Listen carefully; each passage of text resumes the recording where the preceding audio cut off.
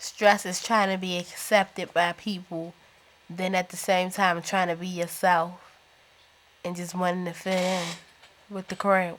That's stress.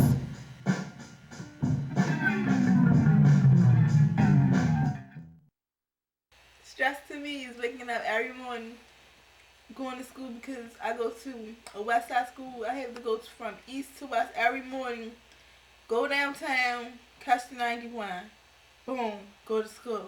But it took me an hour to get there, so when I get there, I be late, and I gotta sit in the auditorium for first period over, and that just makes me mad. It's just,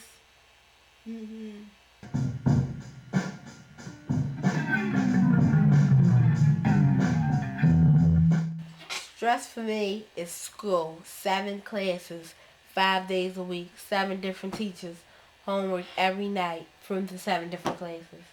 That's my stress. School.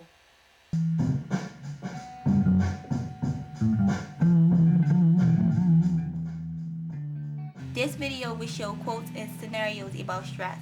Real teenagers will be giving their own opinions about stress and the way they cope with stress. Most of this information came from a study called Shifting the Lens. Viewers and parents, we hope you get a better understanding of teenage stress after watching this video.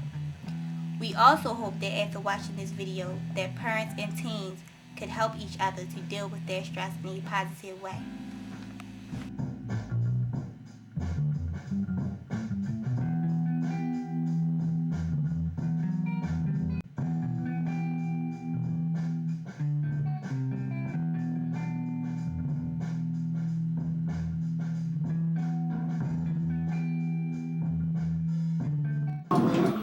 Do you know who the best player in the game is?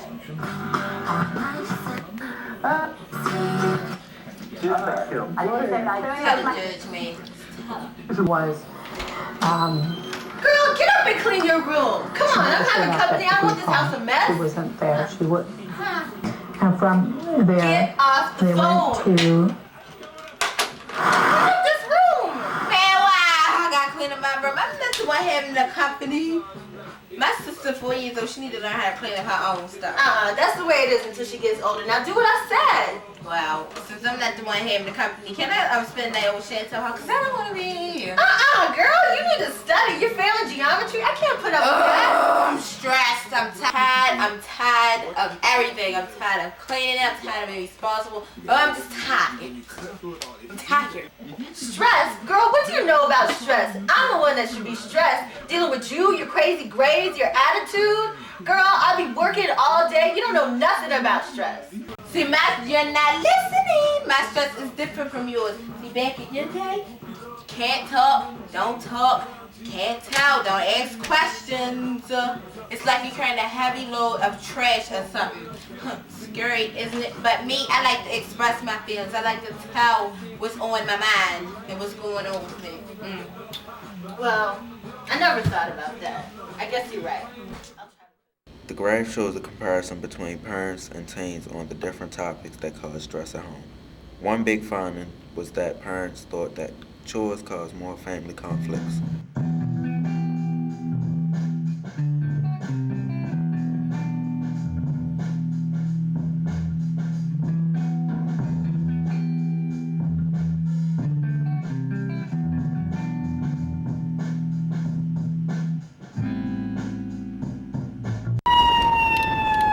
Makes me sick. I really don't like living in my neighborhood that I live in because everywhere you go is a drug dealer or drug abuser on the corner. Sometimes in people's neighborhoods, there's a lot of he say, she say stuff going on. There could be 3 friends. One friend will go to the other friend and say something about the other friend and then go back to the other friend and say something else. What? Bacon. Is it going to school? Why? Because she said she's trying to steal your... Or it could be 2 girls and 1 boy. The boy go to one girl and say something and then go to the other girl and say something different. And that causes a whole lot of conflicts.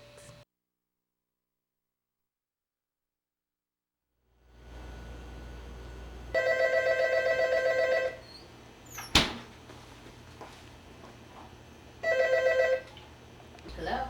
Hello, is Mrs. Kingan? This is she. Hi, This is Miss Bella, Cherie's math teacher. Mm-hmm. Yes, I'm calling because your daughter's grades have been slipping in my class. Her what? Her grades are dropping. She's also been hooking my class for the past 3 weeks. That can't be right. My child goes to school every day. Well, she doesn't come into my class, and I'm very concerned. I think we need to have a conference so we can talk. I think you're right. We'll have to set that up.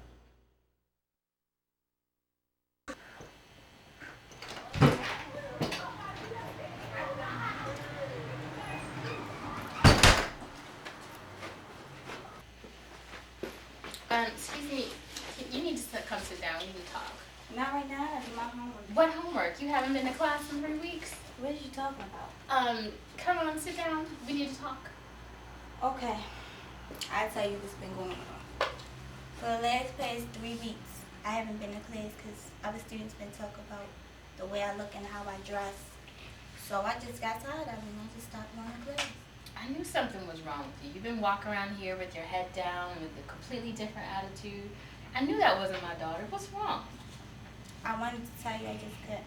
But you know you can talk to me about anything. You know that. I know things are different now than when I was a teen. But you have, and I know that you don't have as much as some other teens, but you have a lot. You're a strong lady, you're smart, you're intelligent, you know, and anytime these kids tease you, you should take that and make you stronger. You know, don't let them make you weak. Mom, you know, I know you're right, but I just gonna have to take what they saying. Just face them. I can't let them get to me. So, starting tomorrow, I'm just gonna go back to class and bring my grades out, no matter what anyone says.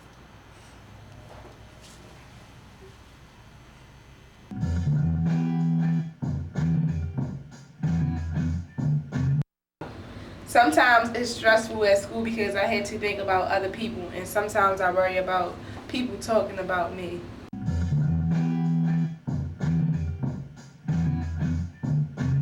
Most teens go through stress because of peer pressure. They either are influenced by something, or their mother and father are on drugs, or they got school problems, or people are just jealous of them. And teens just have a lot of problems these days because they want to be fast and grow. Parents, talk to your kids about stress. Gaining their trust will help them to confess. Don't let your kids just sit around and mope or allow them to make the wrong choice to sell dope. Also, listen to what your kids have to say because they are the future and you must show them the way. Well, I guess I'll go to your school and I'll talk with your teacher and see if we can work this problem out. Thanks a lot, Dad. Thanks for trying to help. I'll talk to you later. All right, bye. Bye. What do you think causes stress in teens? Well, I think the little small petty things like, you know, doing household chores or, you know, when I ask them to do certain things around the house or just to do, you know, everyday things. Sometimes they get an attitude and they get stressed out. How does your teens cope with stress? Well, pretty much. They do things distracting, or sometimes they might go and talk to a friend instead of coming to me with discussing their problem. They would rather go and talk to someone else. Teens, listen first and seek understanding. Don't be bossy, rude, or demanding. Your parents want to solve the problem just as much as you. Working together, you can both pull through. It involves a strategy and preparation, so be patient and take this advice into consideration. Describe stress. I describe stress as being worried, pressured, or forced to do something. How do you cope with stress? By reading, writing, or talking with others. Look, if your teen has something on their minds, listen. Make sure that they understand that they can talk about it. Why should they hold it in? If they have a problem, make sure that they know that everyone should know about it. If someone asks them to do something and it looks as if they don't want to do it, encourage them to say no. It will more than likely reduce the stress before even creating it. Parents, don't be afraid to ask your teen if something's wrong. You know that your parent eye can tell, and if they refuse to talk to you, persuade them to talk to a counselor or friend. If they don't do that, then it is out of your hands. You must remember that they are their own person. If your teen doesn't want to talk to anyone, don't force them. You can only give them the advice. It is their choice to use it. You must understand that all teens aren't outspoken.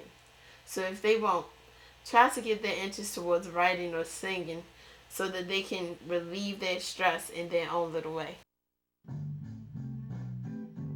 If your teen has too much on his or her plate and you can see that they're already full, then tell them not to eat anymore. Try to get them to tell someone or find a positive way to express their feelings so that it's enough to handle. Help them to ration it out and see how they can clean their plates and ask for seconds. I do believe that parents should teach their children breathing exercises and ways to cope with their stress. But I also believe that they should teach them that ahead of time, because children often model their parents, and oftentimes parents do get frustrated with their younger children. For instance, if a mother is fussed at by her older sister when she's young because the older sister doesn't want to watch her, then more than likely the mother will verbally abuse her first child, and her first child may abuse the second child only because they weren't taught the right coping strategies. This video shows different ways that parents can help their teens cope with stress. One of the most important things is that parents talk to their teens and not avoid them. This video also shows ways that teen stress is different from adult stress. The major difference between teen stress and adult stress is that adults think that they are the only people that have stress. Adults don't realize that teenagers go through stress because of their peer pressure and other life situations. So with all that said, we the Shifting the Lens team hope that you have enjoyed our video and learned a better understanding about teenage stress.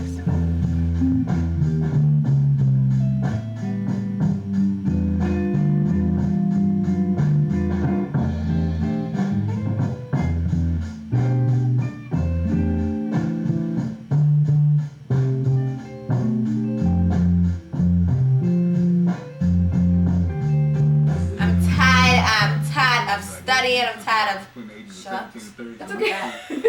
We can do it again. You're tired of everything. How do you describe stress?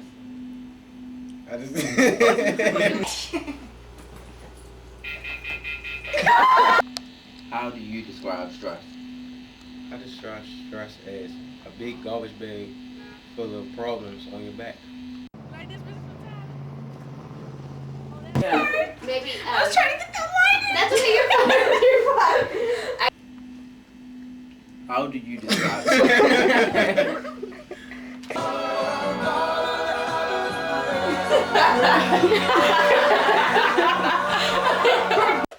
Stress. Because you're stressing me out. I really know how it feels to be stressed out, stressed out. I really know how it feels. Act like you jumping in the conversation. Stressed out.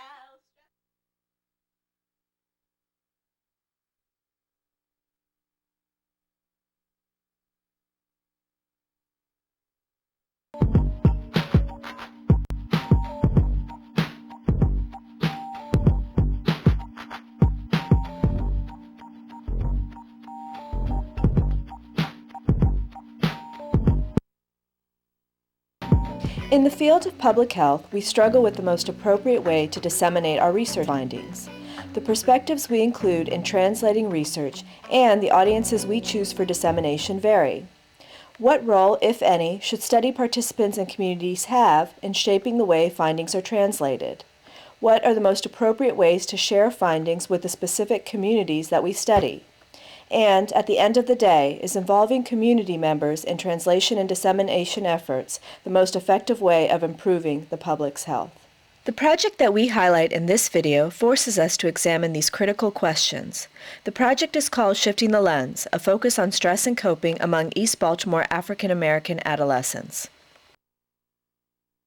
Anita Chandra and I, students at the Johns Hopkins Bloomberg School of Public Health, initiated Shifting the Lens in the fall of 2001 with the support of the Johns Hopkins Center for Adolescent Health. Shifting the Lens consists of two phases. The first phase is a quantitative and qualitative study of perceptions of teen stress and coping. The second phase is the development and dissemination of a youth-produced video that involves study participants and other teens in the translation of data into community action. We started this project because there is little research on adolescent stress in both minority and urban communities. Moreover, the limited research on African American teen stress fails to account for the youth perspective. We also believe that understanding the relationship between stress and mental health problems for African American teens will greatly improve our ability to meet their unique needs. In Phase 1, the data collection phase, we involved 26 teens and their primary caregivers and 5 youth service providers. Teens completed a self-administered questionnaire about their experience of stress symptoms and their use of coping strategies. Teens also completed a month-long audio journal on which they recorded their thoughts on stress and coping in different areas of their lives.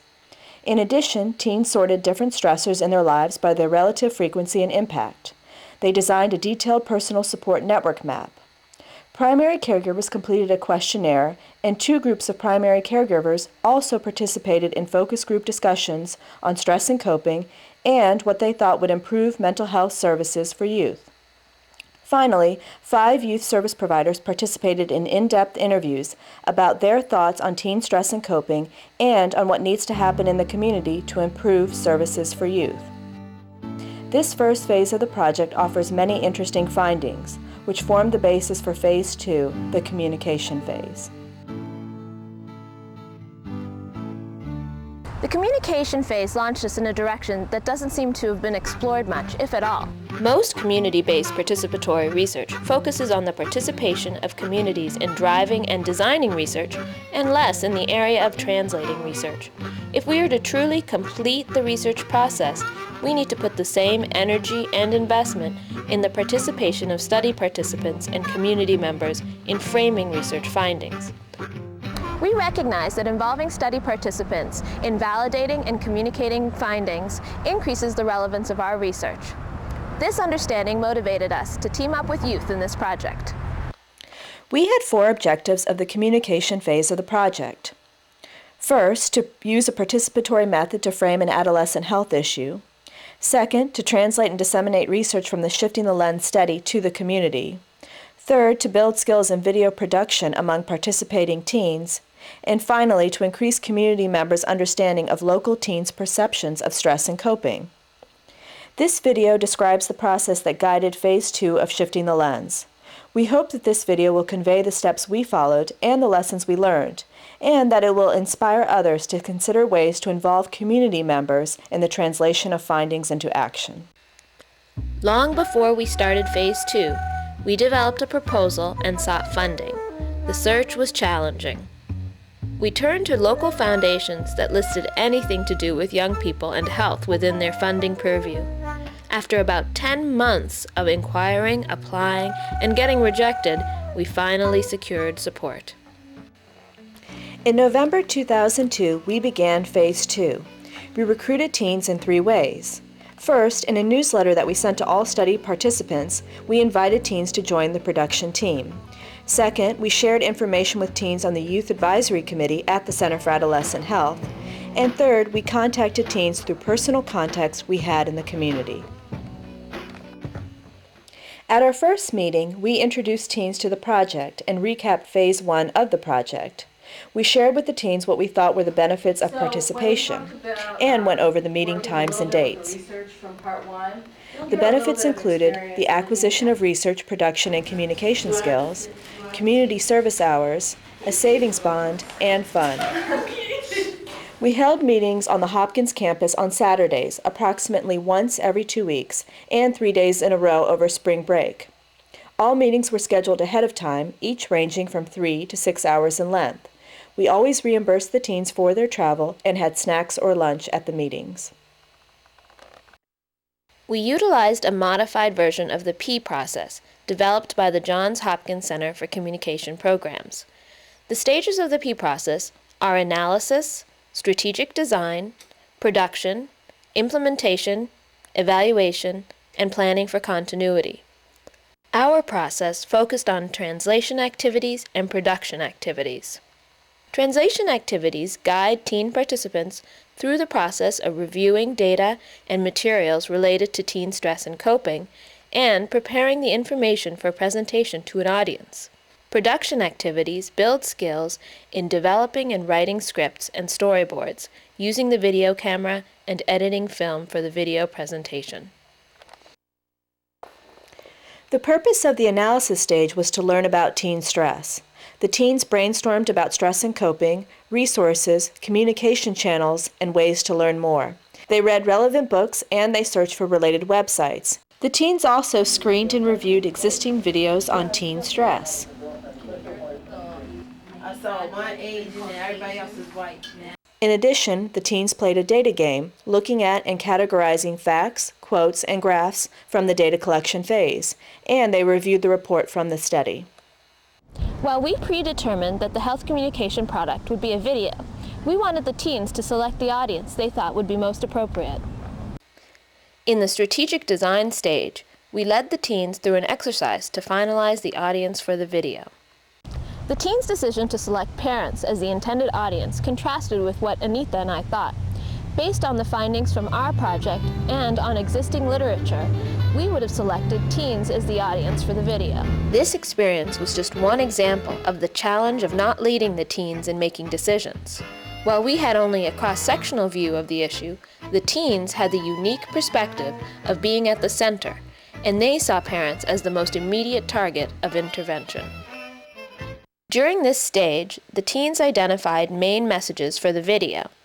Also, the teens produced a dry run video that reinforced film terms and introduced production roles. This dry run took the form of an introduction to a cooking show.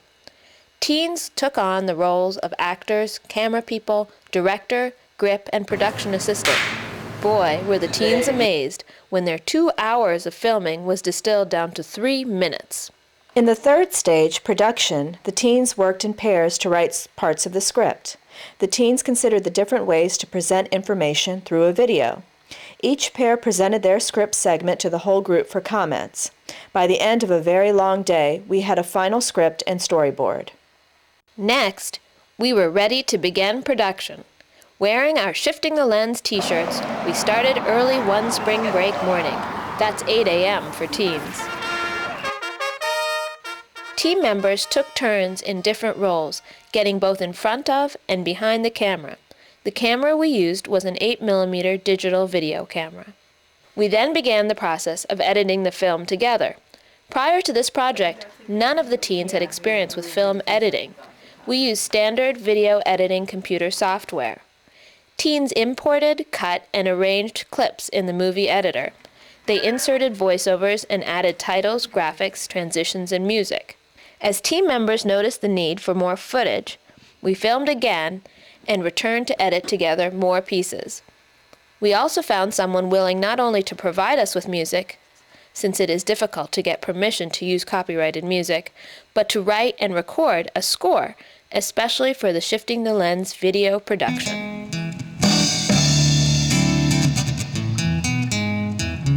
The production stage also included pre-testing the video with some members of the intended audience, the teens' parents.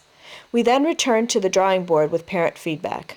In the implementation phase of the project, the teens are showing the video to various groups of community members. Already, the team has presented the video and led discussions with a university-based group of faculty and students, and with groups of local community health leaders and promoters. The discussions are different from the ones we typically engage in around research findings. They reflect the knowledge and experiences of people for whom the issue of teen stress is real and immediate. The community members have shared what they learned from the video and what they thought of the video, both in discussion format and through a self-administered community survey. The community survey is part of the ongoing evaluation stage. In addition to evaluating the video product, we have assessed the process with pre- and post-surveys for the teens and a post-survey of their parents. Survey findings reveal what the teens have learned through the process and assist us in planning for continuity.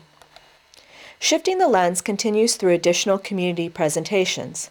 Possible future directions include the production of materials such as pamphlets, posters, or other videos around other teen health issues, and the involvement of some of the teen team members as mentors for projects with other groups of youth. We also developed a guidebook for researchers who are interested in knowing more about our process and lessons from working with youth to translate research findings. The guidebook and the talking points that accompany this video revisit the critical questions we presented at the outset.